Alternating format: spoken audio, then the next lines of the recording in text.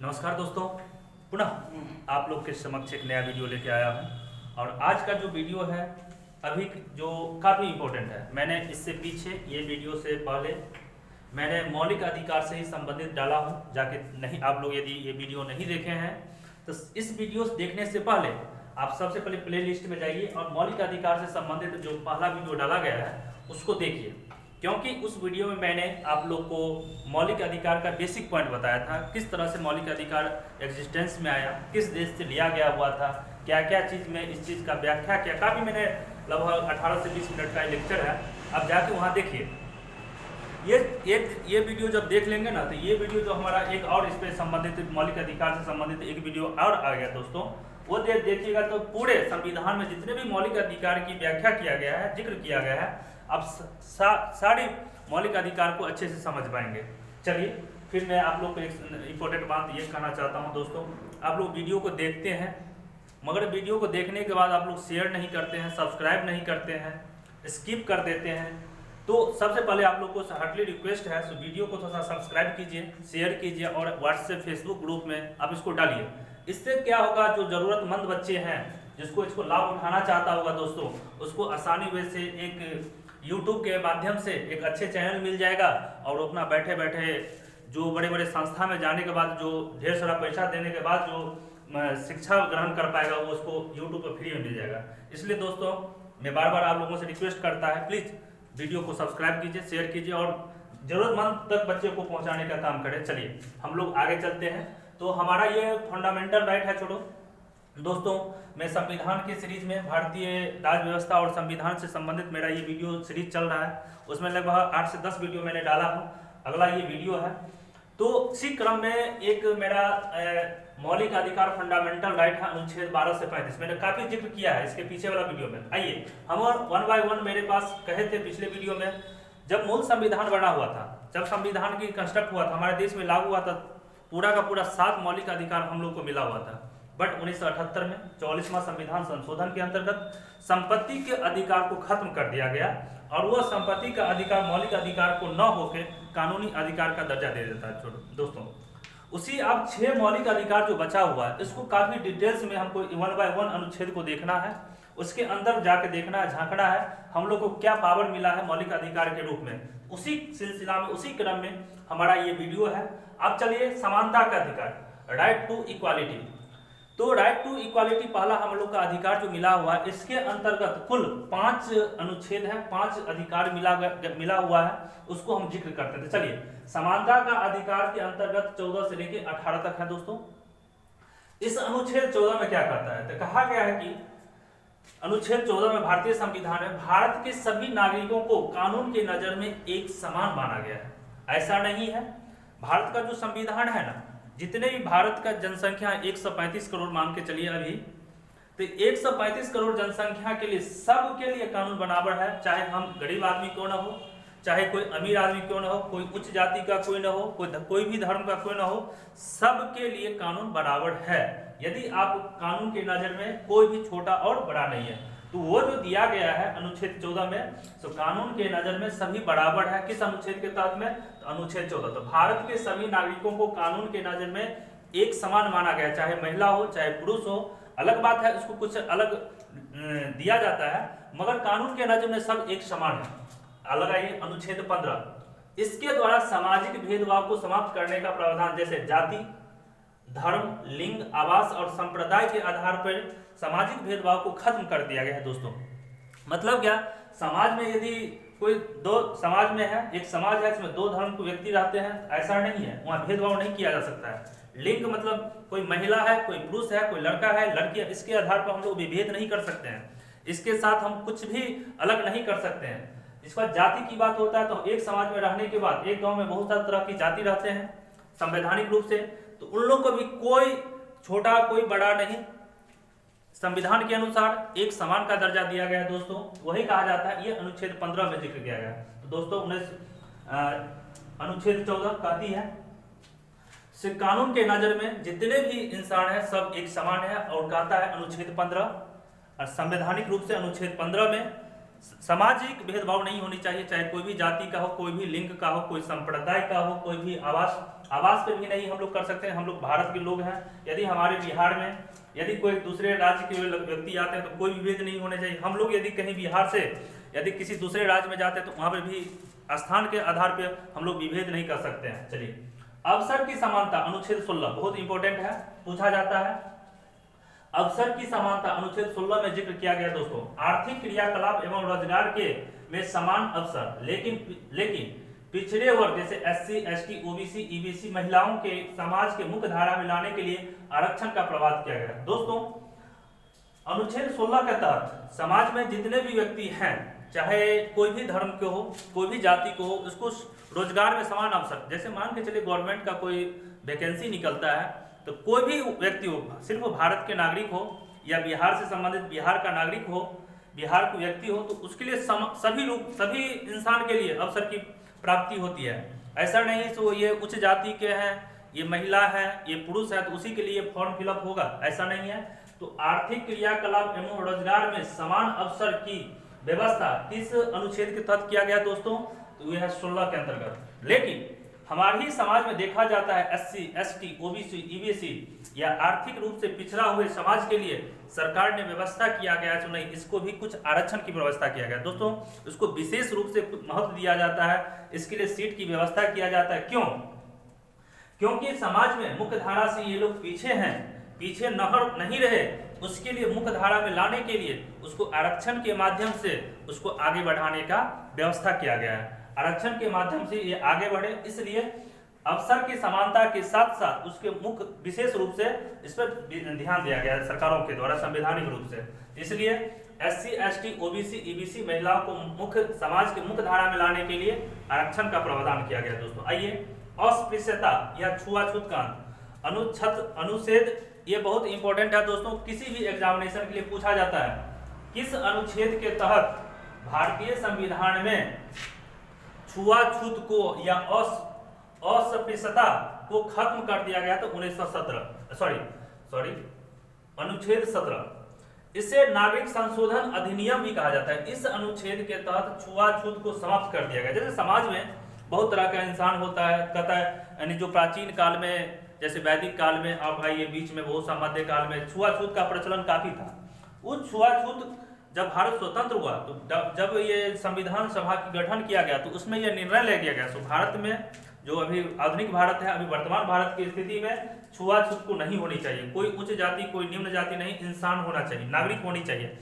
तो उसी को देखते हुए अनुच्छेद 17 में इस चीज की व्यवस्था किया गया। सो हमारे भारतीय समाज में कोई छुआछूत की व्यवस्था नहीं होना चाहिए, जिसको अस्पृश्यता या छुआछूत का अनुच्छेद 17 के तहत। दोस्तों, बार बार कहते हैं, वीडियो को बार बार देखिए।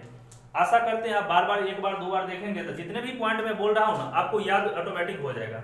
और लॉन्ग टाइम के लिए इसको याद रखना है, एग्जामिनेशन पॉइंट ऑफ के लिए आपको प्रिपरेशन करना है, एक कॉपी और एक पेन लेके बैठिए और जितने भी है एक प्रॉपर नोट बनाइए और बार बार रिवीजन कीजिए। मैं जल्द ही इस YouTube के माध्यम से एक टेस्ट सीरीज भी चलाऊंगा, जिसमें आप लोग सम्मिलित होकर अपने प्रिपरेशन को जांच कर सकते हैं। तो आइए, अब आइए, तो अस्पृश्यता छुआछूत का अंत अनुच्छेद 17 के तहत हो गया था।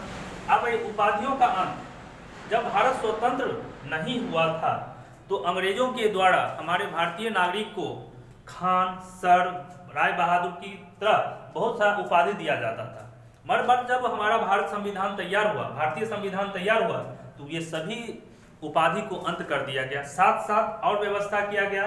तो अभी वर्तमान स्थिति में यदि कोई भारतीय नागरिक है तो विदेशों से ये उपाधि धारण नहीं कर सकता है। कब तक? जब तक इसे भारतीय सरकार द्वारा मान्यता नहीं हो, इसके द्वारा विदेशों से उपाधि धारण नहीं कर सकता। लेकिन यहाँ पर फिर से देखिए, ब्रिटिश सरकार द्वारा दिया गया उपाधि सर का, खान का, बहादुर राय का को समाप्त कर दिया। साथ ही भारत सरकार के अनुमति के बिना कोई भारतीय व्यक्ति विदेशों से उपाधि धारण नहीं कर सकता है।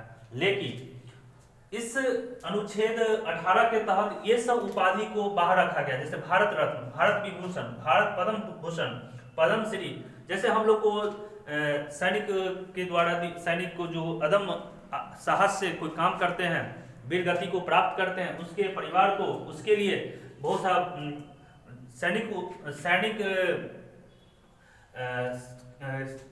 सैनिक की उपाधि, सैनिक को उपाधि दिया जाता है। तो लेकिन जैसे भारत रत्न हम लोग को कहा गया, भारत का सबसे महत्वपूर्ण पद, सबसे बड़ी रत्न जो होता है भारत रत्न है, भारत विभूषण होता है, पद्म विभूषण होता है।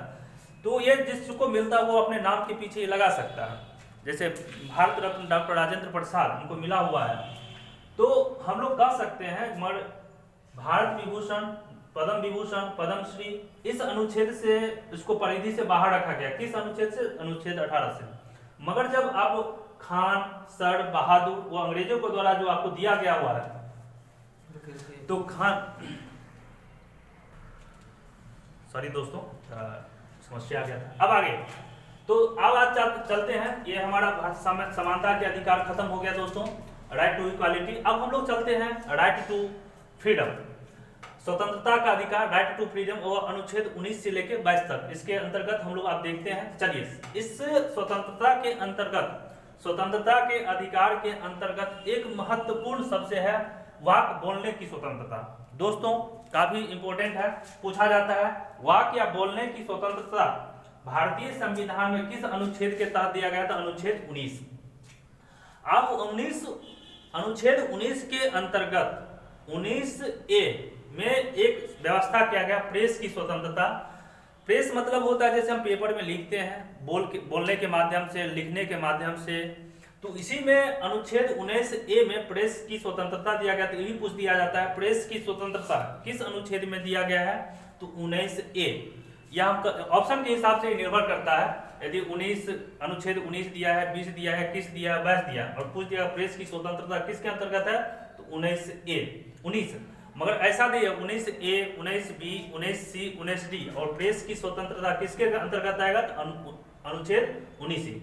तो प्रेस की स्वतंत्रता के अंतर्गत 7 प्रकार की स्वतंत्रता दिया गया है, उसको हम लोग देखेंगे। अब आइए, जैसे भाषण एवं अभिव्यक्ति की स्वतंत्रता, जैसे हम लोग शांतिपूर्ण भाषण देते हैं, कोई रोकता नहीं, मेरा मौलिक अधिकार है दोस्तों, तो हमारा प्रेस की स्वतंत्रता के अंदर बोलने की आजादी है। भ्रमण की स्वतंत्रता, हम अभी जैसे मान लीजिए चल रहे हैं, यहाँ पे है, बिहार में है, हमको दिल्ली जाना है, कलकत्ता जाना है, यानी देश के किसी भी कोना जाना है, तो हमारी स्वतंत्रता है, कोई नहीं रोक सकता है। इसके बाद संगठन बनाने की स्वतंत्रता, जैसे हम लोग मजदूर संगठन होता है, इसके बाद रेलवे का में होता है, हर एक संगठन होता है, एक संगठन बनाते हैं लोग, तो संघ या संगठन बनाने की स्वतंत्रता दिया गया है। ऐसा नहीं सब सरकारी नौकरी में है, प्राइवेट नौकरी में है, आप चाहेंगे तो जैसे शिक्षक संघ भी होता है, सरकारी में है, फिर भी अपना लोग प्राइवेट मिलके एक संघ बनाता है, और सरकार के समक्ष अपनी बात को रखने के लिए ये अपने लोग संघ बनाता है। ये कोई समस्या होती है तो उसको हल करने के लिए एक संगठन के माध्यम से अपना काम करते हैं। तो संघ बनाता है या संगठन बनाने के लिए ये भी आप स्वतंत्र है, बना सकते हैं। इसे सम्मेलन करने की स्वतंत्रता, हम लोग किसी फील्ड में या किसी जगह बहुत सा आदमी को इकट्ठा करके शांतिपूर्ण हम लोग सम्मेलन कर सकते हैं, इसकी भी स्वतंत्रता मिला हुआ है। इस बार झंडा फहराने की स्वतंत्रता, हम लोग अपने घर पे, जैसे पहले हुआ करता था, हम लोग सिर्फ 15 अगस्त और 26 जनवरी को ही झंडा फहरा सकते थे, मगर दोस्तों अभी वर्तमान स्थिति में हम लोग कभी भी झंडा फहराने की आज़ादी मिला हुआ है। तो झंडा फहराने की स्वतंत्रता मिला हुआ है दोस्तों।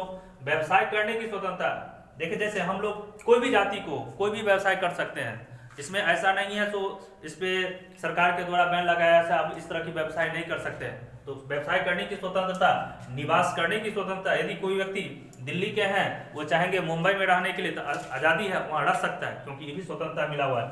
तो जितने भी अनुच्छेद 19 के अंतर्गत मेरे पास 7 स्वतंत्रता मिला हुआ है, उसे याद रख लीजिएगा, कभी कभी पूछा जाता है। तो बताइए निम्नलिखित में से कौन सी स्वतंत्रता हम लोग को नहीं मिला हुआ है? तो ये 7 याद रहेगा तो अपने आप ये जो गलत ऑप्शन रहेगा वो बन जाएगा। दोस्तों अब अगला है मेरे पास स्वतंत्रता के ही अंतर्गत भी दोष सिद्धि का अधिकार, अनुच्छेद 20। अब इसके अंतर्गत देखिए क्या होता है, दोष सिद्धि का अधिकार अनुच्छेद 20 पूछा जाता है। दोष सिद्धि का अधिकार किस अनुच्छेद के अंतर्गत दिया गया है? तो 19-20। इसके तहत अपना वकील रखने की अधिकार, एक दोष के लिए एक ही बार सजा, बिना दोषी सजा नहीं दिया जा सकता। दोस्तों मान के चलिए किसी इंसान के द्वारा कोई गलत हो गया, तो उसे या कोई गलती किया तो इसको क्या होगा, कहीं ना कहीं सजा होगा। तो वो अपने पक्ष को रखने के लिए, जज के सामने अपना पक्ष रखने के लिए हम लोग क्या करते हैं, वकील को रखते हैं। तो उस वकील का रखने का अधिकार हमको अनुच्छेद 20 दिया हुआ है। साथ ही हमने एक बार गलती किया कोई भी, तो मुझे इसके लिए एक बार ही सजा हो सकता है। ऐसा नहीं एक गलती के लिए 4 बार सजा, 4 बार जेल जाना पड़े, या जो सजा है उसका 1 साल है तो उसको मुझे 2 साल के लिए कर दिया जाए। नहीं, यदि एक सजा के लिए 1 साल की कैद है या 1 साल जेल में रहना है तो हम लोग 1 ही साल रहेंगे। ऐसा नहीं 2 बार जाना पड़ेगा। यह मुझे स्वतंत्रता मिला हुआ है, दोष सिद्धि का अधिकार। साथ ही आपने आपने गलत किया नहीं, किसी ने आपको फंसा दिया गया, आप क्या कीजिएगा, आपने गलत तो किया नहीं मगर फंसा दिया गया है, तो आपने गलत नहीं किया तो बिना दोषी सजा नहीं दिया जा सकता है। ठीक है, कोर्ट में जाना होगा, जज के सामने हम अपना पक्ष रखेंगे वकील के माध्यम के सामने, और वहाँ पर डिस्कशन होगी, और उसको हम यदि सिद्ध गलत नहीं किए तो उसको हमको साबित करना होगा। बहुत सा बात होती है और आपको दोष मुक्त कर दिया जाएगा। एक हमारे भारत में ये न्यायालय जो है, यही एक जो अभी तक पूरे तरह से निष्पक्ष रूप से काम करता है दोस्तों, नहीं तो और सब तो कहीं ना कहीं गलत है। क्योंकि कभी भी न्यायालय में आप बिना गलत किए हुए आपको दोष नहीं दिया सकता है। इसलिए देखते होंगे एक केस को चलने में 5 साल 10 साल 20-20 साल लग जाता है। क्यों? क्योंकि जज ने आपको हर एक एक्टिविटी को देखा जाता है, क्योंकि उन लोगों का उद्देश्य होता है कोई भी बिना दोष किए हुए यानी निर्दोष आदमी को सजा न हो। बहुत इस चीज पे ख्याल रखा जाता है दोस्तों न्यायालय के द्वारा। ये बात आप दिमाग में रखिए, बिना गलती का न्यायालय के द्वारा आपको दोष नहीं दिया जाता है। चलिए हम लोग आगे करते हैं। प्राण एवं दैहिक स्वतंत्रता। यदि हमारा शरीर है, प्राण है, शरीर है, तो हमको इसकी स्वतंत्रता है रक्षा करने के लिए। जैसे मान लिया जाए कोई मुझे मारने के लिए आ रहा है, तो हम अपने सेव के लिए उस पर भी हम लोग अपना बचाव कर सकते हैं, उसको हम अपने सेव करने के लिए कर सकते हैं। तो वो आपका अधिकार है। ऐसा नहीं हम खड़ा है, हमको आ रहा है कोई मारने के लिए, हम मार खा के चुपचाप रहेंगे, नहीं, इसका विरोध कीजिए। तो वह प्राण एवं दैहिक स्वतंत्रता अनुच्छेद 21 के तहत मिला हुआ है। तो पूछा जाता है प्राणिक एवं दैहिक स्वतंत्रता किस अनुच्छेद के अंतर्गत मिला हुआ है? तो अनुच्छेद 21।